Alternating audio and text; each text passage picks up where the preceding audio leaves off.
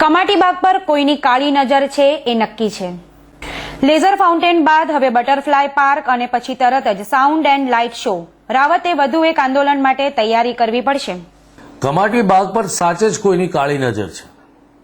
વારંવાર કમાટીબાગ સાથે ચેડા કરવાનો પ્રયાસ થઈ રહ્યો છે। લેઝર ફાઉન્ટેનની વાતો હજુ સુકાઈ નહીં ત્યાં તો નવી વાત આવી બટરફ્લાય પાર્કની।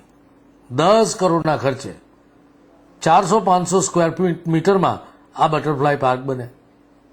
એની સામે સુરતમાં બનેલો બટરફ્લાય પાર્ક 10 ગણો મોટો છતાં ખર્ચો ઓછો, એટલે કે કોઈ કટકી ખાઈ રહ્યું છે। તો રાવતે મોર્નિંગ વોકર્સની સાથે આંદોલન ઉપાડ્યું। ગઈકાલે નવી વાત આવી કે બજેટમાં તો 10 કરોડની લાગણી કરવામાં આવી છે સાઉન્ડ એન્ડ લાઇટ શો માટે, અને આ સાઉન્ડ એન્ડ લાઇટ શો માટે જે 10 કરોડ ખર્ચાવાના છે એનું આખું સ્ટ્રક્ચર ઊભું થશે મ્યુઝિયમની બાજુમાં। આમ કમાટીબાગને કોન્ક્રીટનું જંગલ બનાવવા માટે ભાજપી શાસકો અત્યંત વ્યગ્ર છે અને તાલાવેલીપૂર્વક એ કામ કરી રહ્યા છે। આજે મોર્નિંગ વોકર્સ એકત્ર થયા, પહેલા તો સહીઓ કરી અને ત્યારબાદ આવેદનપત્ર આપવા માટે કમિશનરના બંગલા તરફ કૂચ કરી ગયા।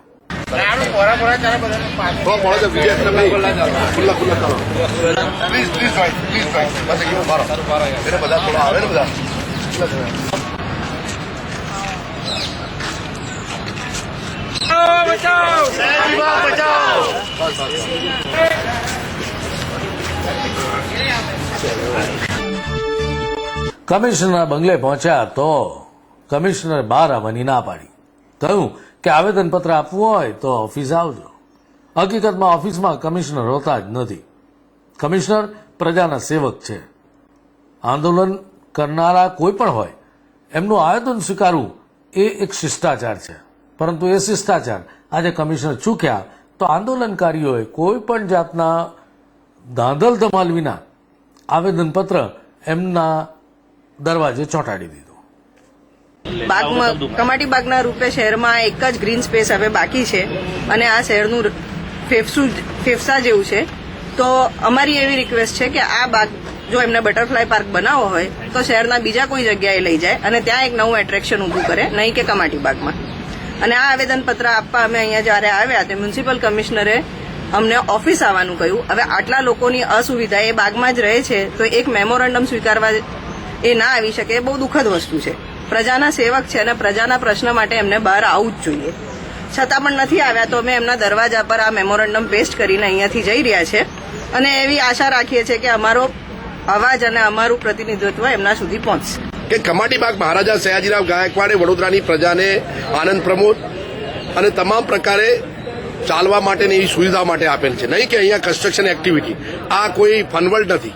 અહીંયા તમે નવા એટ્રેક્શન લાવશો નહીં, ઝાડથી ભરપૂર રાખશો અને એના માટેની માંગણી કે ઝાડ કાપીને જે બટરફ્લાય પાર્ક બનાવવામાં આવી રહ્યું છે એને અન્ય સ્થળે લઈ જાઓ, બીજી જગ્યાએ એટ્રેક્શન લાવો, પરંતુ કમાટીબાગમાં હવે પછી કોઈ પણ પ્રકારની કન્સ્ટ્રક્શન એક્ટિવિટી ન થવી જોઈએ એવી પણ ખૂબ મોટી લાગણી આજે 3000થી વધારે મોર્નિંગ વોકરે સહી કરી આજે આવેદનપત્ર આપવા આવ્યા હતા। અને તમે જુઓ છો કે આવેદનપત્ર લેવાનો પણ એમની પાસે સમય નથી, જેથી એમના નોટિસ બોર્ડ ઉપર અમે આવેદનપત્ર ચિપકાવ્યું છે અને આંદોલનના શરૂઆત કર્યા છે।